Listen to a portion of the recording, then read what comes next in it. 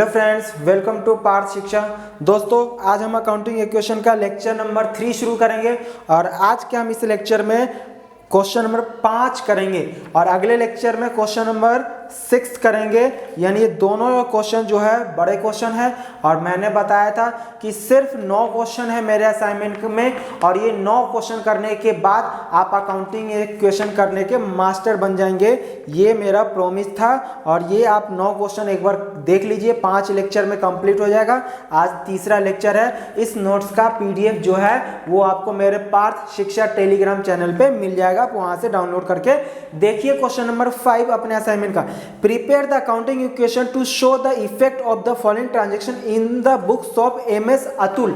MS Atul के book में आपको अकाउंटिंग इक्वेशन बनाना है। अकाउंटिंग इक्वेशन मतलब फर्म की एसेट्स बराबर है लायबिलिटी प्लस कैपिटल। इन सब का डिटेल में ऑलरेडी बता चुका हूं। Started business with cash on 1 अप्रैल 2020 ₹10 लाख, यानी 10 लाख रुपए से बिजनेस स्टार्ट किया है। तो जितने से बिजनेस स्टार्ट किया जाता है वो मेरा क्या बन जाता है, कैपिटल। और क्योंकि कैश में स्टार्ट किया है तो कैश 10 लाख रुपए और 10 लाख रुपए का ही मेरा क्या बन गया, कैपिटल बन गया दोस्तों। हाँ जी, नेक्स्ट है purchase goods for cash 2 lakh. मैंने कैश में गुड्स खरीदा, गुड्स का मतलब स्टॉक, तो स्टॉक खरीदा कितने रुपए का, 2 लाख रुपए का कैश में खरीदा है। तो मेरे पास से कैश चला जाएगा 2 लाख रुपए। ये ट्रांजैक्शन नंबर 2 कंप्लीट हो गया है। कमाल है ना, इसका कैपिटल पे कोई इंपैक्ट नहीं आएगा। लॉजिक मैं ऑलरेडी बता चुका हूं। अब क्या करना है, न्यू इक्वेशन लिखना है और ये न्यू इक्वेशन में 10 में से 2 घटा देंगे, 8 लाख रुपए आ जाएगा। यहाँ पे स्टॉक में 2 लाख रुपए। अब आपका कैपिटल अभी भी 10 लाख रुपए के हैं, मतलब आप घर से 10 लाख रुपए लेके आए तो कैपिटल हो गया। अब वो 10 लाख रुपए का आपके पास एसेट्स आ गया, कैश एसेट्स होता है। अब वो कैश की जगह कोई स्टॉक खरीद लो, मशीन खरीद लो, बिल्डिंग खरीद लो। आपका ओनरशिप तो 10 लाख रुपए का रहेगा ना, आपका मालिकाना हक तो 10 लाख का रहेगा। हाँ जी, एक एसेट्स कम हो गया तो दूसरा एसेट्स बन गया। कमाल है ना। हाँ जी, अब थर्ड नंबर पे देखते हैं क्या है। तो थर्ड में लिखा है life insurance premium paid in cash ₹50,000। दोस्तों, लाइफ इंश्योरेंस प्रीमियम यहाँ पे बिजनेस का एक्सपेंस नहीं है। लाइफ इंश्योरेंस प्रीमियम को हम ड्रॉइंग्स कहते हैं। क्या कहते हैं दोस्तों, ड्रॉइंग्स। लाइफ का मतलब समझते हो ना, खुद का इंश्योरेंस। यहाँ पे जो हम बिजनेस के पॉइंट ऑफ व्यू से देखना है कि बिजनेस के लिए क्या खर्चा है या क्या इनकम है, क्या फायदे घाटे। अगर बिजनेस का कोई भी चीज आप अपने पर्सनल पर्पस के लिए यूज करते हो तो वो ड्राइंग्स कहलाता है, मैंने आपको बता दिया है। तो यहाँ पे सर लिखा तो नहीं है कि पर्सनल पर्पस, यहाँ पे आपने लाइफ इंश्योरेंस पेमेंट की हो। तो लाइफ किसका होता है, लाइफ तो इंसान की होती है ना, फर्म का तो नहीं होता। यहाँ पे फर्म में क्या होता है कि फर्म का इंश्योरेंस कराया जा सकता है, कोई एसेट्स का इंश्योरेंस कराया जा सकता है, कोई बिल्डिंग का इंश्योरेंस हो सकता है, ऐसा कुछ हो सकता है। तो यहाँ पे लाइफ इंश्योरेंस प्रीमियम, लाइफ हमेशा याद रखिएगा इंसान की होती है, फर्म की नहीं। फर्म की भी लाइफ होती है बट वो लिखा रहेगा क्वेश्चन में। अगर क्वेश्चन में कुछ ना लिखा हो तो लाइफ का मतलब क्या होता है, इंसान। ठीक है ना। तो लाइफ इंश्योरेंस प्रीमियम पेड किया गया 50,000 रुपए, मतलब कि पर्सनल पर्पस है, ड्रॉइंग्स है। लाइफ इंश्योरेंस प्रीमियम मतलब ड्रॉइंग्स है, तो ड्रॉइंग्स का मतलब कैश और कैपिटल माइनस, कैश और कैपिटल माइनस 50,000 रुपए। तो कैश में से माइनस कर दीजिए 50,000 रुपए और कैपिटल में से भी 50,000 रुपए माइनस कर देना है। तो ये आपका न्यू इक्वेशन आ जाएगा कितने से, यहाँ तो 9,50,000 रुपए और यहाँ पे आपका 7,50,000 रुपए और ये 2 लाख रुपए का, जहाँ पे कोई इम्पेक्ट ना आए, ये 0। ये हमारा थर्ड लाइन था, थर्ड लाइन ये। अब ये था हमारा न्यू इक्वेशन, क्या हो गया, न्यू इक्वेशन। अब फोर्थ देखते हैं कि फोर्थ ट्रांजैक्शन में क्या बोला है। Rent, paid rent 20 purchase goods on credit. Fourth में क्या बोला है, purchase goods on credit 1 lakh. Goods खरीदा है तो गुड्स खरीदा है, गुड्स में प्लस कर दो सर 1 लाख रुपए का। कैसे खरीदे हैं, क्रेडिट में, उधार। तो मतलब कैश में कोई लेना देना नहीं है, उधार में खरीदा है तो क्या बन गया हमारा, क्रेडिटर। हम जिससे उधार सामान खरीदते हैं क्रेडिटर। क्रेडिटर। सर कितने का क्रेडिटर बन गया? 1 लाख रुपए का हमने उधार में खरीदा है तो 1 लाख रुपए का। कमाल है। ये इसके बाद क्या आ जाएगा? New equation. न्यू इक्वेशन में आप करिए 7,50,000, ये 3 लाख रुपए यहाँ आ जाएगा और यहाँ इक्वल टू में 1 लाख रुपए है और ये है 9,50,000। हमारा 4th ट्रांजेक्शन कंप्लीट हो गया है। अब देखते हैं 5th ट्रांजेक्शन। तो 5th ट्रांजेक्शन में क्या बोला है? Paid rent 20,000। तो रेंट हमने पे किया है 20,000 रुपये। रेंट हमारे लिए एक्सपेंस है। कैश और कैपिटल माइनस, बता चुका हूं, कैश और कैपिटल माइनस, यानी रेंट मेरे लिए वेस्ट ऑफ मनी होता है, कोई एक्स्ट्रा कॉलम नहीं। इसका डिटेल में पिछले लेक्चर में मैं ऑलरेडी बता चुका हूं। तो अब सीधा न्यू इक्वेशन आ जाएगा आपका, ये 7,30,000 रुपये, यहाँ पे आपका 3 लाख रुपये आ जाएगा, यहाँ 1 लाख रहेगा, यहाँ 9,40,000 रुपये। नेक्स्ट एडजस्टमेंट है 6 में क्या बोला है? Sold goods to Ram at cost price 20,000, यानी कि कॉस्ट प्राइस यानी कि 20,000 वाला हमने राम को बेचा है। क्वेश्चन में कुछ नहीं लिखा है कि कैश में बेचा या उधार में बेचा, क्रेडिट में। तो याद रखिएगा, हमने खरीदा या बेचा, किससे खरीदा या किसको बेचा, कुछ नहीं लिखा है, कैश मानेंगे। और हमने किसको बेचा, नाम लिखा है, और कुछ ना लिखा हो तो उधार मानेंगे। यहाँ पे हमने किस पर्सन को बेचा, नाम दे रखा है, राम को बेचा, कुछ नहीं मानेंगे। क्या मानना है? राम को बेचा, नाम दे दिया ना, तो उधार मानना है। क्या माना? उधार। तो राम को बेचा, पैसा तो मिला नहीं, तो कैश में तो आएगा नहीं, फ्यूचर में उसे मिलेगा ना। फ्यूचर में मिलेगा सर, फ्यूचर में अगर हमें कोई चीज मिलना है, फ्यूचर में कोई बेनिफिट मिलना है, तो वो एसेट्स कहलाता है। तो वो एसेट्स है, डेटर का कॉलम बन जाएगा। तो अभी तक के नहीं था, 0 लगा लेंगे ऊपर, और यहाँ पे कितने रुपए का? कॉस्ट प्राइस में ही बेच दिया, 20,000 रुपये में ही। कमाल है, 20,000 का सामान 20,000 में बेच दिया। होता है कभी कभी, तो हो जाता है ऐसा। तो ठीक है, अब ये हमारा न्यू इक्वेशन आ जाएगा। ये वाला लाइन था न्यू इक्वेशन। कितना? यहाँ पे कुछ नहीं, 7,30,000 रुपये, यहाँ पे 3 लाख में से 20,000 घटा देंगे तो 2,80,000 रुपये, यहाँ पे 20,000, ये इक्वल टू यहाँ 1 लाख रुपये और यहाँ 9,40,000। ठीक है, ये 6th हो गया। 7th में क्या लिखा है? Sold goods for cash, cost price 4,000, रुपये 6,000, यानी कि हमने सोल्ड किया है गुड्स, कैश में बेचा है। 4,000 कॉस्ट वाला, तो 4,000 रुपये का कॉस्ट वाला है, तो गुड्स मेरे पास से कितना का चला गया? 4,000 रुपये का। और हमने बेचा कितने? 6।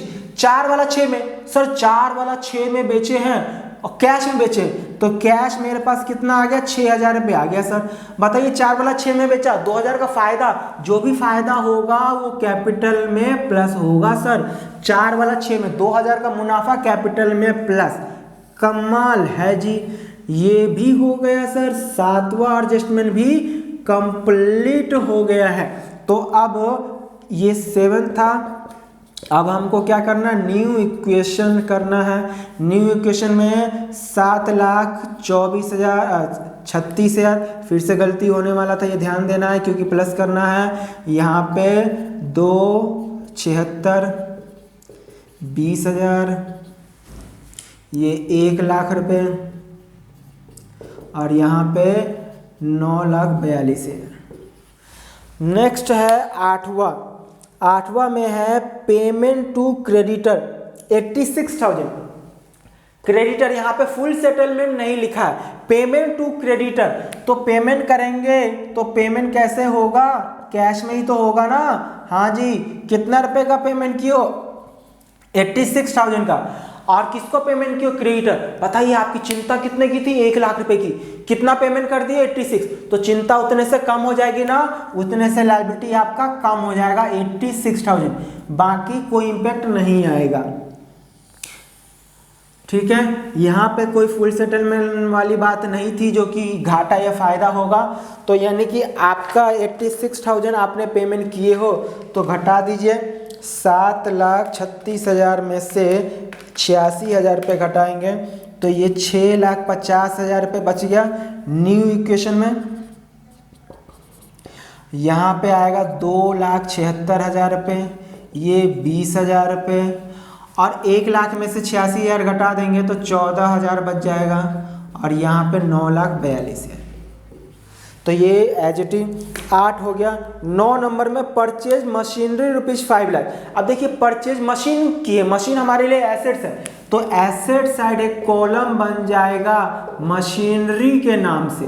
अभी तक के कुछ भी नहीं था तो 0 आपको लिख लेना है 0 पूरा। अगर आप एक भी नंबर नहीं कटवाना चाहते हैं तो कितने रुपए का सर खरीदे हैं? 5 लाख रुपए की मशीनरी। क्वेश्चन में कुछ नहीं लिखा है कि हमने कैश में खरीदा या क्रेडिट में। क्या नाम लिखा है कि हमने किससे खरीदा? सर नाम तो नहीं लिखा। अगर कुछ ना लिखा होता, नाम लिखा होता कि किससे खरीदा या किसको बेचा, तो उधार मानते हैं। और अगर कुछ ना लिखा हो, सिर्फ ये लिखा कि खरीदा या बेचा, कुछ ना लिखा हो, तो हम हमेशा कैश मानेंगे। तो यहाँ पे हम कैश मानेंगे, तो इसका मतलब मेरा कैश कम हो जाएगा 5 लाख रुपए से। तो ये ट्रांजैक्शन भी हमारा कंप्लीट हो गया। कमाल है ना। बाकी जगह कोई इम्पैक्ट नहीं आएगा, तो बाकी जगह कोई इम्पैक्ट नहीं आएगा तो क्या करना है? 0 लगा लेना है। तो ये ट्रांजैक्शन नंबर 9 कंप्लीट हो गया है। न्यू इक्वेशन यहाँ पे अब 1,50,000 बच गया, यहाँ पे 2,76,000, यहाँ 20,000, और ये नया एसेट्स मशीन 5 लाख रुपए। इधर में अभी इधर 14,000 का क्रेडिटर बचा है और 9,42,000 अभी कैपिटल है आपका। 10th नंबर देखते हैं। Paid 3 month advance fire insurance premium. देखिए एडवांस हमने पे किया है। इंश्योरेंस, अब देखिए फायर इंश्योरेंस जो होता है वो बिजनेस का खर्चा है, क्योंकि फायर आग लगने का, घर पे आग लगने का इंश्योरेंस नहीं। इसका मतलब फायर इंश्योरेंस करवाए तो अपने बिजनेस का करवाए होंगे, तो बिजनेस का खर्चा है। ऊपर जो था वो लाइफ इंश्योरेंस था, इसलिए ड्रॉइंग्स था, बट यहाँ पे फर्म का एक्सपेंस माना जाएगा।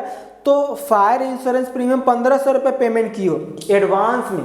अभी खर्चा, इसका मतलब अभी फ्यूचर के लिए, तो सर पेमेंट कर दिए पेड। मैंने बताया कि जब भी क्वेश्चन में पेड लिखा आ जाए तो मतलब कैश तो माइनस हो जाएगा। तो 1,500 रुपये तो सबसे पहले कैश में से माइनस कर दो जी। ये एडजस्टमेंट नंबर 10 है, ठीक है। ओके सर, माइनस कर दिया। अब ये फ्यूचर के लिए, एडवांस का मतलब क्या होता है? फ्यूचर में। तो जब भी पेमेंट कोई करो ना फ्यूचर के लिए, तो एसेट्स ही जनरेट होगा। हमेशा याद रखना, दिमाग में फिट कर लो कि जब भी हमने कोई पेमेंट किया, पेड किया है फ्यूचर के लिए, तो वो मेरे लिए एसेट्स क्रिएट हो जाएगा। तो इसको क्या बोलेंगे?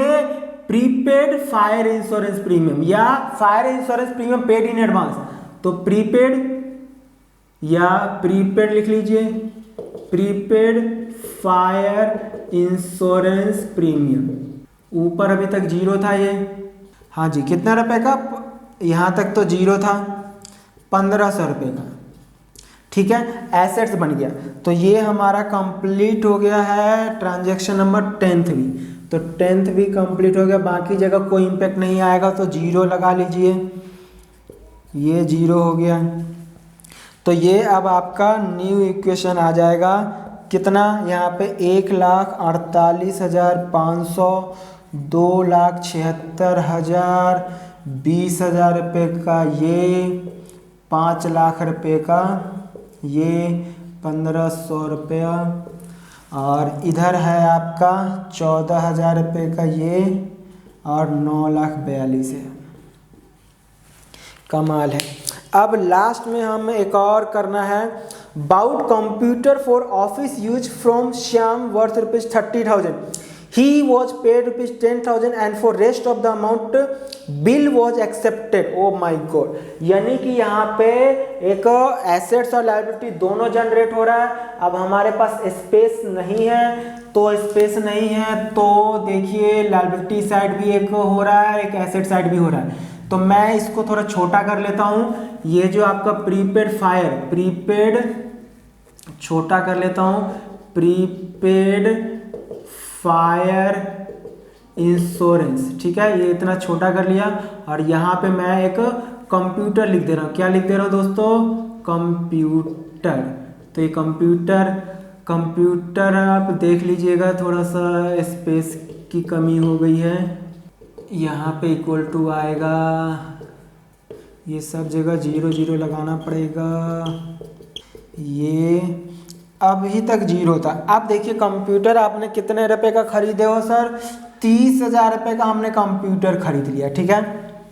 हाँ जी, 30,000 रुपये का कंप्यूटर खरीदे हैं। और ध्यान से देखिए क्या लिखा है, about computer for office use from Shyam. Shyam से खरीदे हैं 30,000 का, तो 30,000 का कंप्यूटर हमने खरीद लिया, एसेट्स हो गया। आगे लिखा ही वॉज पेड ₹30,000, यानी कि श्याम को हमने 30,000 रुपये पेमेंट कर दिया। ही वॉज पेड यानी कि श्याम को 30,000 में से कितना रुपये पेमेंट कर दिया? 10,000 रुपये पेमेंट कर दिया। तो 10,000 रुपये पेमेंट कर दिया तो मेरा कैश कितना कम हो जाएगा सर? 10,000 रुपये, जितना पेमेंट कर दिया।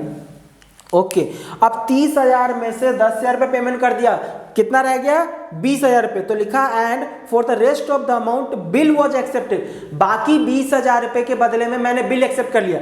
मैंने श्याम से 30,000 का कंप्यूटर खरीदा, मैंने बोला भाई 10,000 रुपये ले लो, तो 10,000 रुपये मैंने उसको पेमेंट कर दिया, बचा 20,000 रुपये। तो उस 20,000 रुपये का मैंने बिल एक्सेप्ट कर लिया। तो मैंने बेसिक अकाउंटिंग टर्म में बताया था कि हमने किसी से उधार खरीदा और उसका पेमेंट करने के बदले में हमने उसको एक बिल साइन करके दे दिया, उसने मुझसे साइन करवा के एक बिल ले लिया, तो मुझे फ्यूचर में देना पड़ेगा ना? हाँ सर, फ्यूचर में देना पड़ेगा। लायबिलिटी, तो वो लायबिलिटी क्रेडिटर नहीं, वो लायबिलिटी का नाम होगा बिल्स पेबल। क्या होगा? Bills payable. क्या होगा दोस्तों? Bills payable. पूरा पूरा यहाँ पे ऊपर से नीचे तक 0 0 लिखना पड़ेगा, लिखना तो पड़ेगा 0 0 प्लस 0 0। कितने रुपए का? 20,000 रुपये का बिल्स पेबल एक्सेप्ट हो गया। बाकी जगह कोई इम्पेक्ट नहीं आएगा, तो बाकी जगह हम यहाँ पे 0 लगा लेंगे। अब ये हमारा कंप्लीट हो गया है, तो कंप्लीट हो गया। आप दोनों साइड का टोटल कर लीजिए और देखिए क्या बराबर आ रहा है। देखिए बराबर टोटल यहाँ पे 1,38,500 आएगा, यहाँ पे 2,76,000 आएगा, ये 20,000 रुपये है, ये 5 लाख रुपये, 1,500 रुपये और ये 30,000 का कंप्यूटर। बिल्स पेबल का बैलेंस 20,000 रुपये, क्रेडिटर का 14,000 और लायबिलिटी कैपिटल है 9,42,000 है। तो देखिए लायबिलिटी साइड में 3 चीज़ है, तो तीनों का अगर मैं टोटल करूँ तो कितना आएगा? 9,42,000, 14,000 और 20,000, मतलब कि 9,76,000 रुपीज़ आ रहे हैं। वैसे ही एसेट साइड का टोटल कर लेते हैं। कैश है हमारे पास 1,38,500, 2,76,000 रुपये का है स्टॉक, डेटर है 20,000 रुपये का, 5 लाख रुपए की मशीनरी है, 1,500 रुपये का मेरा प्रीपेड फायर इंश्योरेंस है और 30,000 रुपये का कंप्यूटर है। ठीक है, 9,66,000, ये 10,000 रुपये का दोस्तों गोलमाल हो गया। अब देखना पड़ेगा इसमें कहाँ पे 10,000 रुपये का गोलमाल हो गया है। चलिए देखते हैं, आप देखिए जरा इसमें से मैचिंग, मैं भी मैच कर रहा हूँ जरा कहाँ पे 10,000 रुपये ये इधर कम आ रहा है एसेट साइड में, देखिए जरा।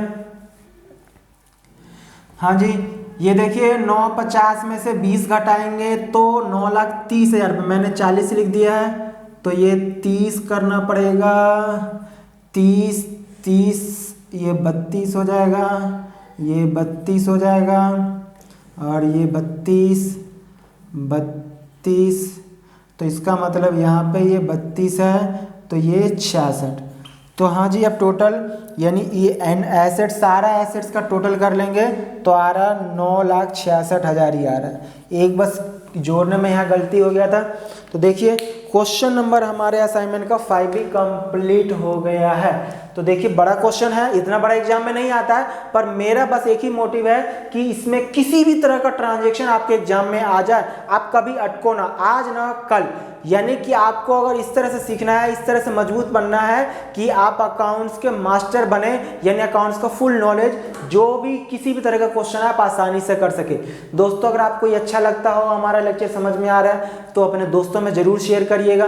इसी के साथ आज की मुलाकात हम यहीं समाप्त करते हैं, मिलते हैं फिर से एक नए लेक्चर में। Thank you so much.